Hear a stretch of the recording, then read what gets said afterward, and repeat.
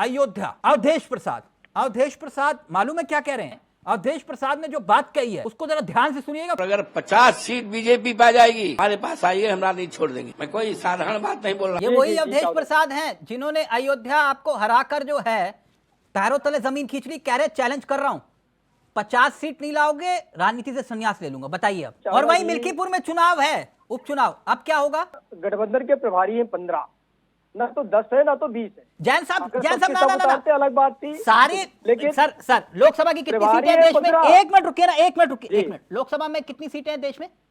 कितनी सीटें? और उनमें से पूरे देश के अंदर सिर्फ एक सीट पर चर्चा हुई सबसे ज्यादा।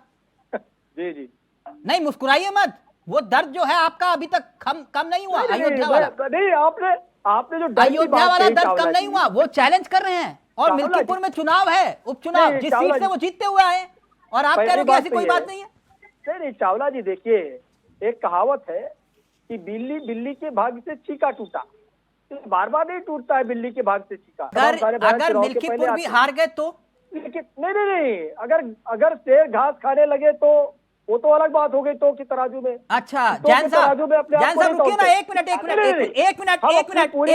रहे हैं। आप ये कह रहे हो कि शेर घास खाने लगे तो, लेकिन एक बात आप अयोध्या हारे, ठीक, उसके बाद बद्रीनाथ हारे।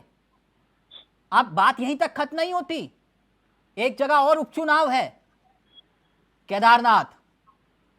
और केदारनाथ में जो आपके पूर्व मुख्यमंत्री हैं उत्तराखंड के, विजय बोगड़ा, मंच से कह रहे थे केदारनाथ मत हारो। कठिन चुनाव है, आसान मत समझना। केदारनाथ से कौन जुड़ा है? मोदी जी जुड़े। केदारनाथ से कौन जुड़ा है? देश की आस्था जुड़ी है। केदारनाथ मत हारना, तो अभी भी ये सामान्य बात है आपके लिए?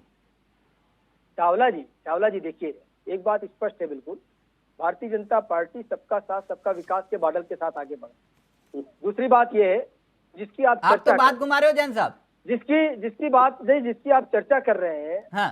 तो ये पूरे देश का चुनाव था।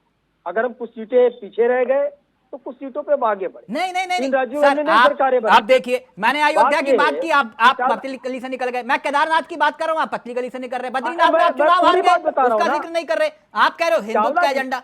राहुल गांधी चुनाव क्यों हार गए उत्तर प्रदेश से? कांग्रेस अभी 2022 में, इसमें राहुल गांधी कहां से आ गए? वो कांग्रेस पार्टी राहुल गांधी कहां से आ गए? जो विधानसभा की 2 सीटें नहीं ला पाई। राहुल गांधी तो दोनों सीटों पर चुनाव जीते। नहीं, इस बार जीते ना, इसके पहले तो हारे। रिकॉर्ड मतों से जीते ना, इसके पहले तो हारे ना। ऐसे तो राहुल गांधी को हराने वाले भी चुनाव हार गए इस बार। फिर मेरी बात आ जाए चावला जी, फिर अन्याय हो जाएगा मेरे साथ में। सिर्फ सवाल करेंगे तो वो आपने बताया नहीं कि अवधेश प्रसाद का चैलेंज आपको मंजूर है कि नहीं? उस पर नहीं बोल पाएंगे। कहीं दूर देखिए, मुंगेरी लाल के हसीन सपने देख रहे थे। नहीं वो ठीक है आपकी बात, चैलेंज कबूल है कि नहीं? मुंगेरी लाल के हसीन सपने कोई भी देख सकता है। जैसे जैन साहब, मैंने कहा चैलेंज कबूल है कि नहीं? मना नहीं करेंगे जैन साहब, मुंगेरी लाल के वो चैलेंज दे रहे थे आपको। हमारी संवेदनाएं मिल्कीपुर सीट का ये मुंगेरी लाल के हसीन सपने हैं, उसके अतिरिक्त और कुछ नहीं है। जैन साहब जी बधाई हो। जी, बसपा भी उपचुनाव लड़ रही है जी, ये तो खुशखबरी है आपके लिए।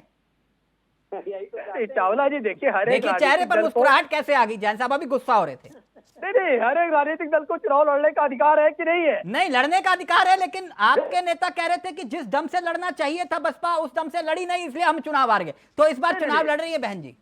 देखिए वो कोई विषय नहीं है। विषय है, कांग्रेस लड़े, सपा लड़े, नहीं जैन साहब वो विषय है। आम आदमी पार्टी लड़े, कोई विषय नहीं है। वो केसी जैन साहब वो विषय है, आप जानते हैं। बहन जी चुनाव लड़ रहे हैं तो ये इसका फायदा होगा या नुकसान आपको? नहीं चावला जी देखिए, वो बहन जी का विषय है। अभी हमारे कांग्रेस के एमपी हैं इमरान प्रताप गढ़ी जी, उन्होंने संसद में एक शेर कहा था कि टूटे हुए लश्कर का भरम देख रहे हैं और जिले इलाही आपके कर्म भी देख रहे हैं। ताकत का नशा भारी है अकल पर तुम्हारी, तुम वो देख ना पाओगे जो हम देख रहे हैं। आप कांग्रेस और सपा के घर में ताका झाकी कर रहे हैं, कह रहे हैं कि ये गठबंधन नहीं लठबंधन है। लेकिन आप ये भी तो बताइए कि आपके यहाँ भी तो राष्ट्रीय लोकदल 3 सीटों की मांग कर रहा है। मैं देख रहा था कि गाजियाबाद, खेर और मीरापुर की सीट चाह रहा है। देखिए और निषाद पार्टी अलग मांग कर रही है और अपना दल अनुप्रिया पटेल आरक्षण की बात करते करते फूलपुर की कहानी सामने आ रही है। तो बवाल तो रायता तो आपके यहाँ भी है, कैसे समेटोगे? फूलपुर की कहानी तो आप देखिए कि कांग्रेस और सपा में भी अलग है। वो भी अलग अलग सीटों की बात कर रहे हैं, दोनों लोग फूलपुर की सीट को लेकर के। लेकिन एक बात यूपी में आपने इन 10 सीटों को जीतने के लिए नाक और साख का सवाल क्यों बना लिया? बताइए, मुख्यमंत्री से लेकर डिप्टी सीएम 2-2 सीटों पर प्रभारी नियुक्त कर दिया आपने, और आप कह रहे हो कोई टेंशन नहीं है। अरे चावला जी, डर क्यों रहे हैं फिर आप? नहीं, मतलब चुनाव लड़ना डरना हो गया क्या?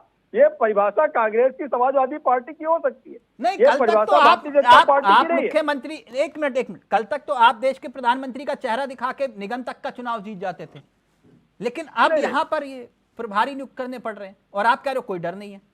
चावला जी, इसके पहले भी तो ऐसा नहीं कि उपचुनाव में पहली बार प्रभारी है प्रचार करने जा रहे हैं, या नगर निकाय में पहली बार प्रचार किया है। पहली बार आपने 2-2 सीटों पर प्रभारी नियुक्त किए हैं, जिसमें खुद सीएम हो, डिप्टी सीएम हो, दोनों, यहां तक कि प्रदेश अध्यक्ष और संगठन महामंत्री, और संगठन महामंत्री वो माना जाता है जो आरएसएस का चेहरा होता है आपके यहाँ। चावला जी देखिए, हम किसी भी चुनाव को हल्के में नहीं, परिणाम